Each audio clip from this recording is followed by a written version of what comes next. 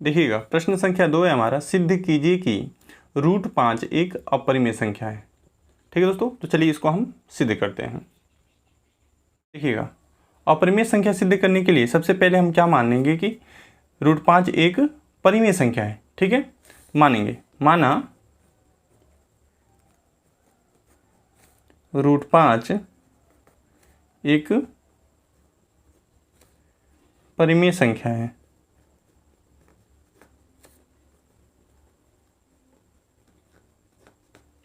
इसको हमने सबसे पहले क्या मान लेना है, परिमेय संख्या है। ठीक है, चूंकि जब यह परिमेय संख्या होगी तो a/b के रूप की होगी। ये तो हम सभी जानते हैं कि कोई भी संख्या जब परिमेय संख्या है तो a/b या p/q के रूप की होगी। ठीक है, अब लिखेंगे कंडीशन क्या रहता है कि जहां a तथा b सह अभाज्य संख्याएं हैं। ठीक है, ए और बी क्या है, सहअभाज्य संख्या है। सहअभाज्य का मतलब क्या होता है कि इनका ए और बी का HCF जो होना चाहिए वो 1 होना चाहिए, या ए और बी में एक के सिवा कोई दूसरा गुणनखंड नहीं होना चाहिए। ठीक है, और b ≠ 0 हो। ठीक है, और एक कंडीशन होता है कि b जो है वो 0 के बराबर नहीं होना चाहिए। ठीक है, यह परिमेय संख्या होने के लिए कंडीशन होता है। ठीक है, अब यहाँ पे देखिएगा, अब क्या करेंगे कि इसको हम पक्षांतर कर देंगे। ये भाग में इधर भेजेंगे, किस में हो गया, गुणा में, यानी इसको हम लिख सकेंगे √5b = a। ठीक दोस्तों, अब क्या करेंगे कि दोनों पक्षों का वर्ग करेंगे। लिखेंगे दोनों पक्षों का वर्ग करने पर। ठीक है, ऐसा लिखेंगे। अब दोनों पक्षों का वर्ग कीजिएगा। ठीक है, इस पे भी वर्ग हो जाएगा, √5b² = a²। ठीक है, अब यहाँ देखिएगा √5 का जब हम वर्ग करेंगे तो स्क्वायर करेंगे तो क्या होगा, रूट हट जाएगा, यानी कितना हो जाएगा ये 5। अब b का स्क्वायर करेंगे तो कितना हो गया, b² = a²। ठीक है, इसको हम क्या करेंगे, समीकरण 1 मान लेंगे। ठीक है दोस्तों, अब देखिएगा, अब हम यहाँ पे क्या देख रहे हैं कि a² जो है यह 5b² के बराबर हो रहा है। ठीक है, थोड़ा सा देखिएगा इसको, a² जो है यह 5b² के बराबर हो रहा है। ठीक है, तो अगर 5b² का हम गुणनखंड करें, अभाज्य गुणनखंड, ठीक है, तो कैसे लिख सकते हैं, 5 × b ऐसा लिख सकते हैं। 5b² का हम गुणनखंड करें तो क्या लिख सकते हैं, 5 × b। यहाँ पे हम क्या देख रहे हैं, 5 जो है इसके अभाज्य गुणनखंड में आ रहे हैं, जो कि a² के बराबर है 5b², तो इसमें 5 भी आ रहा है। ठीक है, इसका मतलब ये हुआ कि इस 5 से हम a² में भाग दें तो इसमें भाग चला जाएगा। ठीक है, जैसे समझिए, इसको अंकों पे थोड़ा सा समझाते हैं। जैसे देखिए कि कोई संख्या है, ठीक है, उसका वर्ग करते हैं। ठीक है, मान लीजिए 36 आ रहा है, 36। ठीक है, अब 36 का हम गुणनखंड करें, अभाज्य गुणनखंड, 36 का अभाज्य गुणनखंड क्या होगा, 2 से कटेगा, 2 × 1 = 2, और ये यहाँ पे कितना बचा, 1, और ये गया 16 हो गया, 2 × 8 = 16, और फिर 2 × 9 = 18, 3 और फिर 3, ऐसा होगा। अब इसका मतलब ये हुआ कि 36 जो है, इसमें से देखिए इसका गुणनखंड लिखे 2 × 2 × 3 × 3, इसमें से कोई भी हम संख्या ले लें, चाहे 2 ले लें या 3 ले लें, इन दोनों संख्याओं में से किसी से भी 36 में भाग देंगे तो ये भाग क्या होगा, चला जाएगा, यानी 36 जो है कट जाएगा। जैसे देखिए 2 से अगर भाग देंगे तो 18 बार में ये कट जाएगा, या 36 में 3 से भाग देंगे तो ये भी कितना बार में जाएगा, 3 × 1 = 3 और 3 × 2 = 6, यानी 12 बार में ये कैंसिल हो जाएगा। ठीक है, इसका मतलब ये हुआ कि 5 से भी अगर a² में हम भाग दें तो भाग क्या होगा, चला जाएगा। तो इसी चीज़ को हमें क्या करना है, नोट कर लेना है। तो क्या लिखेंगे कि a² 5 से विभाज्य है। ठीक है, इस चीज़ को हमने क्या किया, लिख लिया। ठीक है जी, कि a² जो है 5 से विभाज्य है। जब a² 5 से विभाज्य है तब ए भी 5 से विभाज्य होगा। ठीक है, ऐसा प्रमेय होता है। किसी संख्या का वर्ग जो है किसी अन्य संख्या से विभाजित होती है तो वो संख्या भी है, उसका संख्या भी उस संख्या से क्या होगी, विभाजित होगी। ठीक है, देखिए इसको थोड़ा सा, जैसे मान लीजिए कोई संख्या का वर्ग, जैसे मान लीजिए 3 का वर्ग ले लेते हैं। 3 का वर्ग कितना, 9। 9 जो है मान लीजिए 3 से कट रहा है। ठीक है, 3 से ये कट रहा है तो 3 भी क्या होगा, 3, ये संख्या का वर्ग जो है 3 से कट रहा है, यानी 9 जो है 3 से कट रहा है, भाग देने पे 9 में भाग देंगे 3 से तो ये 3 बार में कट जाएगा। तो ये संख्या अगर केवल लें तो ये भी क्या होगा, ये 3 से कटेगा। ठीक है, या ऐसा समझिए जैसे मान लीजिए कि 2 का वर्ग, ठीक है, 2 का वर्ग 4, यह 2 से कट रहा है तो 2 भी क्या होगा, 2 भी 2 से कटेगा। ठीक है, ये चीज़ होता है। तो यहाँ पे हमने वही लिख दिया कि तब ए भी क्या होगा, 5 से विभाज्य होगा।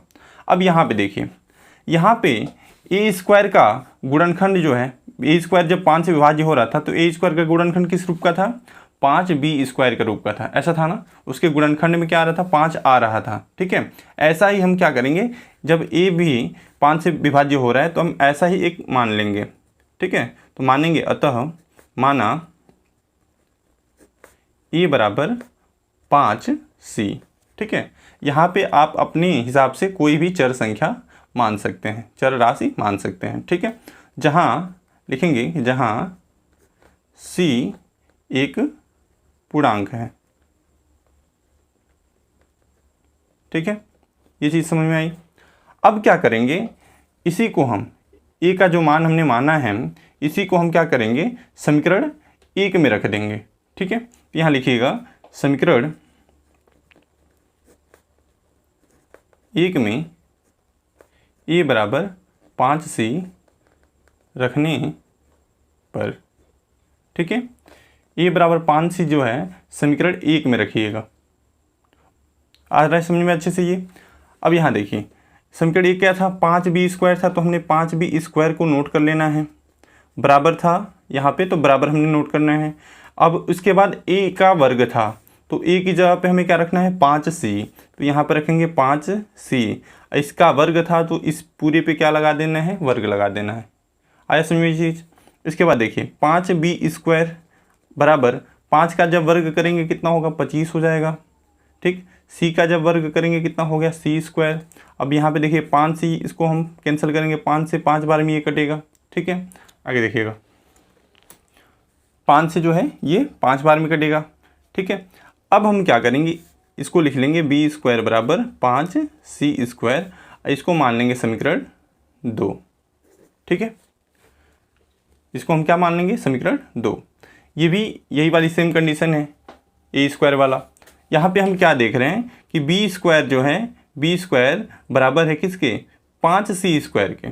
ठीक है, यानी हम ऐसा कह सकते हैं कि बी स्क्वायर 5 से क्या है, विभाज्य है। ठीक है, बी स्क्वायर क्या है, 5 से विभाज्य है। ठीक है, तब बी भी 5 से विभाज्य होगा।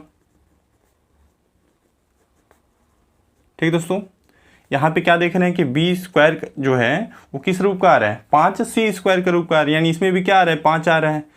अतः ये क्या होगा, 5 से कटेगा। जब ये स्क्वायर इसका 5 से कट रहा है तो वो संख्या यानी बी भी क्या होनी चाहिए, 5 से विभाज्य होगी। ये चीज़ समझ में आया है। अतः ए और बी में कम से कम एक गुणनखंड या एक उभयनिष्ठ गुणनखंड। ठीक है, उभयनिष्ठ गुणनखंड 5 होगा। ठीक है, इसका मतलब क्या हुआ, देखिए यहाँ पे क्या देख रहे हैं कि b भी 5 से कट रहा है और यहाँ पे a भी 5 से कट रहा है। इसका मतलब ये हुआ कि उसमें कम से कम एक उभयनिष्ठ गुणन का 5 होगा। 5 जब होगा तभी तो 5 से कट रहा है।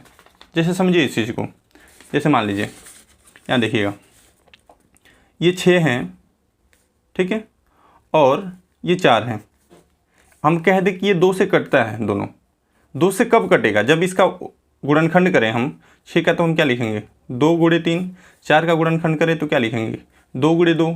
इसमें हम क्या देख रहे हैं कि दोनों में 2 मिल रहा है, दोनों में 2 क्या मिल रहा है, कॉमन मिल रहा है, तभी यह दोनों 2 से कटता है, 2 तिहाई 6, 2 दूना 4, ठीक है, तभी हम कहते हैं कि ये दोनों क्या हो रहा है, 2 से कट रहा है।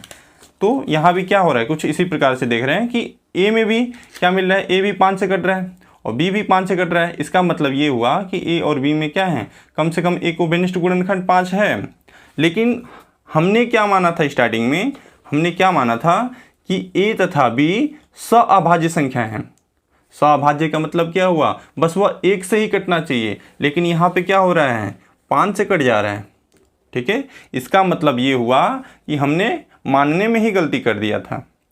इसका मतलब ये क्या हुआ कि हमने ये जो परिमेय संख्या माना था यही गलत मान लिया था, ठीक है। तो इसको लिखेंगे कि इस तथ्य पर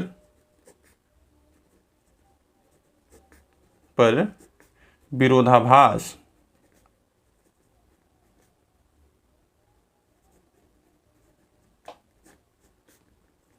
होता है कि ए और बी सअभाज्य संख्याएं हैं।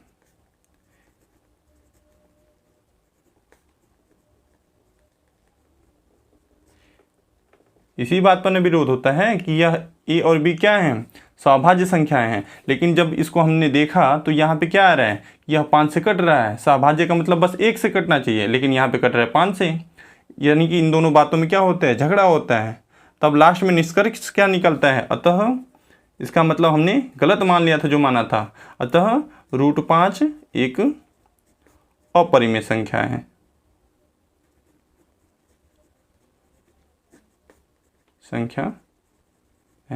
ठीक है दोस्तों, तो ऐसे इसको हम प्रूफ करते हैं।